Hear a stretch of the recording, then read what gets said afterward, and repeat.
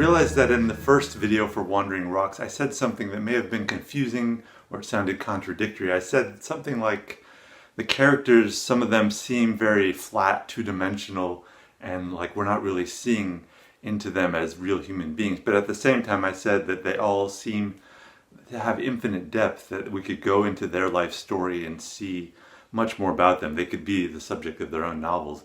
And that may seem like a contradiction, but I think what I meant was that that's how we see the world. We simplify things. We make people seem like fit in these narrow categories until we actually get to know them and realize that they break away from these categories at different places. That's what I was trying to say.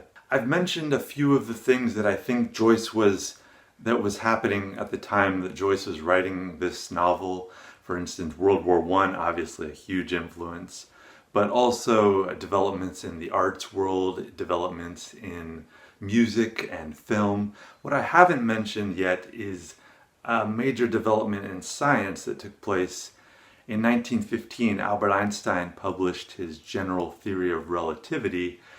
I don't claim to completely understand it. I don't claim that Joyce completely understood it. However, it was certainly in the news at the time, and Joyce surely came across it in some sense. He either talked to people about it or read a newspaper account of it, I'm guessing. But getting the general idea of relativity, this idea that time and space were not these constant things, that they changed based on how you interacted with other objects and your speed relating to light and all this stuff, that I think Joyce could at least appreciate that level. And that's something that I think we're seeing in this episode perhaps and throughout the entire book. I just want to toss that little idea out there because certainly it made the news in 1915. This was a huge scientific theory that we're still dealing with today, the gravitational waves that we've recorded, things like that. It's just, it's been one of the most incredible theories, and I don't, like I said, I'm not going to go into the full details of it because I'm definitely not capable of completely explaining it to you. There's plenty of books out there about it, but just wanted to get that idea out before you, that Joyce surely encountered this idea.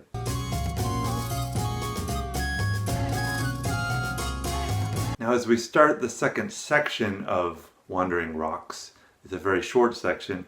I was tempted to say that this section, Joyce is including this mainly to teach us his method of shifting the frame of reference to different characters and seeing the same incidents passing through the same time frames from a different point of view. But I realize, because this is Ulysses in miniature, this episode, we're seeing things that actually have already occurred in the book. You may remember in Proteus, Stephen was at Sandy Mount Strand. He was moping on the beach, and then he was leaving the beach. And then later in Hades, Bloom was in the carriage heading to the cemetery with a few other people, and they looked out the window and they saw Stephen at Sandy Mount Strand. So we had jumped back in time and followed Bloom through the morning and seen that same incident from a different angle.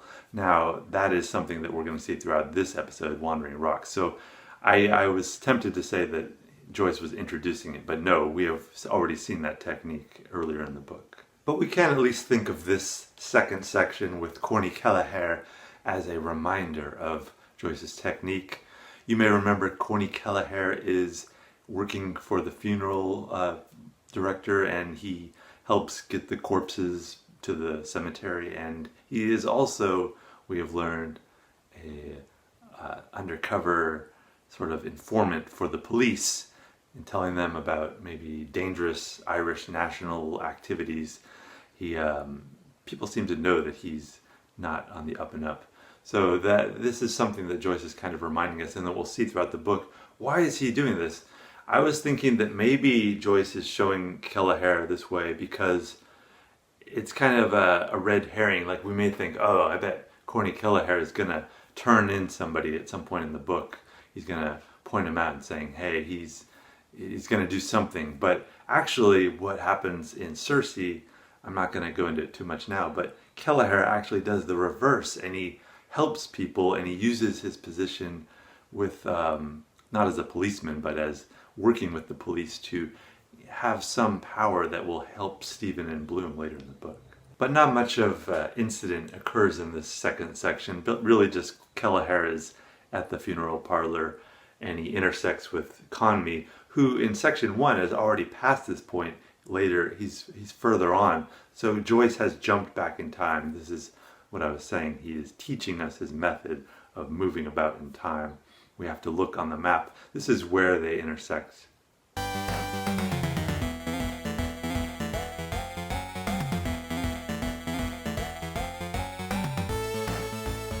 And really, Kelleher just seems to be informing a policeman about some suspicious character that they're watching. Not John Conmee, presumably.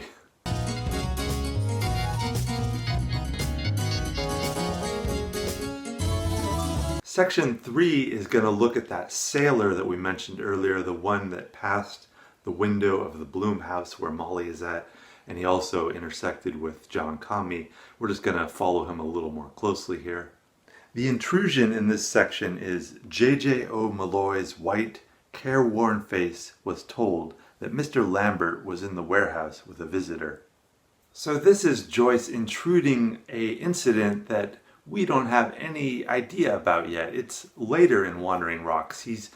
Clearly the kid gloves are off and Joyce is throwing down the gauntlet by showing. I think this is really an example of you need to reread this episode several times to understand all these different intrusions. But back to that sailor, he's going to pass by Stephen's sisters, Katie and Booty Dedalus, and when he passes Molly's, he'll get a coin. Also, we learn there's a sign in the front of the Bloom house about an apartment for rent. I am unclear, I admit, whether this is... some people have suggested that this is the daughter of the Blooms, Millie, that her room is going to be rented. But other people, Nabokov seems to think that it's a separate apartment that in their building. So I'm kind of leaning towards that. But some space in their building is for rent in some capacity. I'm also not clear entirely how long Millie is going to be gone. Is she gone for just the summer, or is she gone for the entire year? I'm guessing it's the summer and she'll be back for school.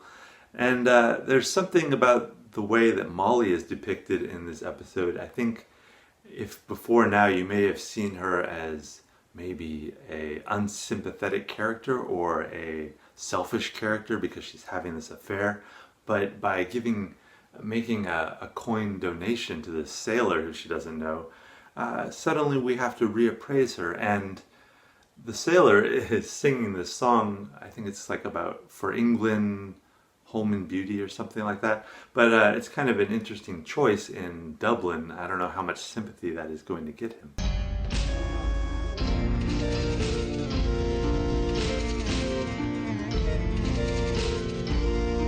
In the fourth section, we see those two sisters, Katie and Booty Dedalus. They have arrived home, and their other sister is making some kind of stew or something, and it's the view that we get of their home life is not very, looks pretty depressing. It looks pretty sad. They're very in want of things. And we also learn that their other sister, Dilly, is at the auction rooms. Remember, we saw her waiting for their father, Simon Dedalus, back in Lestrygonians. So we're gonna see that in this Wandering Rocks section again. But the home life just looks pretty bad. They had tried to pawn some of Stephen's books at the pawn shop, and it seems like they were not successful. So in general, we just see that their home life is pretty horrible. There are 3 intrusions in this episode. The first is with Father Conmee. It goes, Father Conmee walked through Clongo's field, his thin-socked ankles tickled by stubble. So that's where Father Conmee is at this point in the narrative. And then we have another intrusion. The lackey rang his bell. Barang! That intrusion is at the auction rooms where Simon Dedalus is at and where Dilly is waiting for him.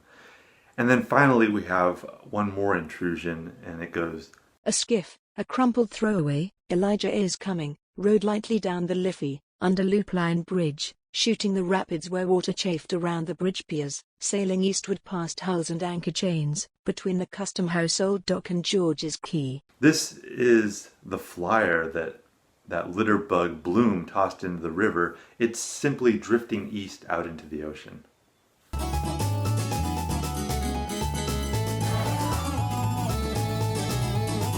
The next little episode is going to be really our first look at Blazes Boylan. We remember Bloom has nearly run into him a few times, but we don't really know anything about his personality, just about hearsay. So we're finally going to actually hear him speak for himself.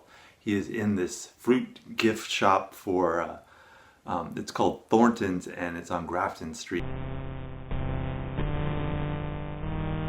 He's going to be sending a gift basket to Molly, sort of to loosen her up, but also we see him flirting pretty heavily with the shop girl, and we can see that he fancies himself a real Don Juan type. He also lies that the gift basket is being sent to an invalid, so there's kind of a slimeballiness to Blazes Boylan, certainly. And we also have he asks the shop girl if he can use their telephone quickly. He wants to phone his secretary, Miss Dunn. She will be the subject of her own section later in Wandering Rocks. The intrusion in this section is a dark-backed figure under Merchant's Arch scanned books on the hawker's cart. That is Bloom, but we don't know it at this point in Wandering Rocks. Remember, he's wearing black because of the funeral, so there's a persistent reference to Bloom as this dark figure.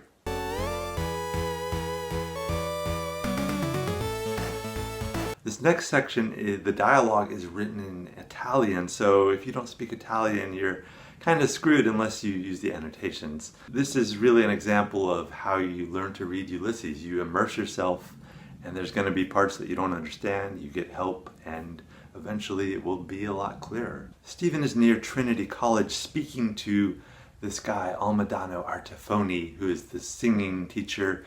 And he's telling Stephen that he shouldn't waste his talent. He's so good he has such a great voice, he should be a singer, he can make money. But in another way, he seems to be drawing Stephen away from literature and writing.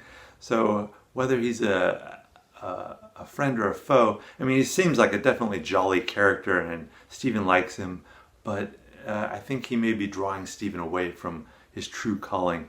And also Italian, while it may not be the language that Joyce chooses to write in, rather than completely disregarding it, there's plenty of music in Ulysses, obviously, and by including Italian, Joyce shows that pretty much everything is grist for his mill. Stephen is very modest, and he brushes the praise that Artefoni gives him aside. What I like about this section is the personality that we see of Stephen when he speaks in Italian. It almost seems like a different side of him entirely. People say that when you speak in other languages, you have a different soul or a different way of seeing the world. That certainly seems true. When we see Stephen later meet his sister, he seems like a totally different person, much more morbid. The episode ends with Artefoni running to catch a tram. There doesn't seem to be an intrusion from the other sections into this one. However, there is this part about these tourists and these soldiers coming off a tram. 2 carfuls of tourists passed slowly, their women sitting forward, gripping frankly the handrest. Pale faces, men's arms frankly round their stunted forms. They looked from Trinity to the blind columned porch of the Bank of Ireland, where pigeons, I think, like the part of Nicholas Dudley in the Father Economy section, who doesn't even seem like a relevant character. This is Joyce giving us the tip of the iceberg of these other possible worlds that he could easily explore, but he's just showing that all this is happening around us that we are not even aware of.